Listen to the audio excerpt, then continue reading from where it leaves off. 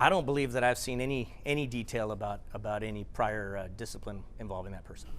But it would be hard for the sheriff to dispute that he knows Lopez. Lopez's Facebook page is almost a shrine to Salazar, filled with photos of Salazar, often alongside Lopez, taken before and after he was elected sheriff.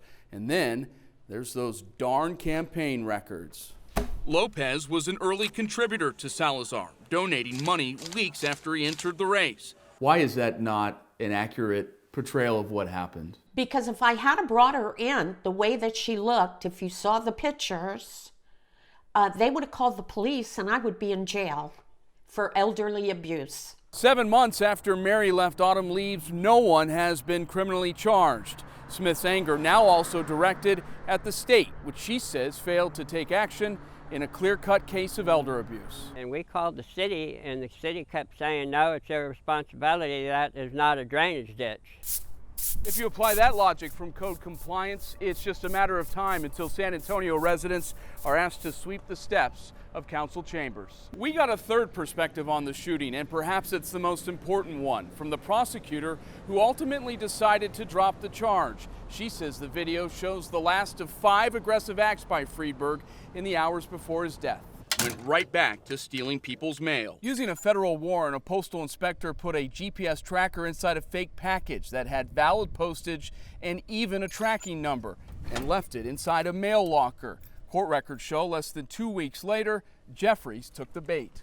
Minutes later, with the call about to end, the deputies put Moreno back in the vehicle and leave the Sallyport, turning right onto Commerce. And deputies familiar with Moreno's arrest say the delays continued in a neighborhood west of the jail, as deputies pulled over along Richter and sat for several more minutes. The excursion continued down Richter, and then with a series of right turns on Martin, Frio, and finally Commerce. But with the media still not in place, Precinct 2 deputies subjected Moreno to another delay, a more than 10-minute wait on the opposite side of the jail. As attendees went to sessions in places like the Henry Garrett Ballroom, the state was actually tracking who was showing up. Records show Barrientos Vela, Castillo, and Garcia went to a combined total of 0 sessions. Precinct 2's only saving grace: the time for a welfare check is probably gone. There was no checking the welfare. Carrion retired in February after 24 years with the city, and at times strained relationship that included Carrion suing her former employer in 2015, only to dismiss the case less than a year later.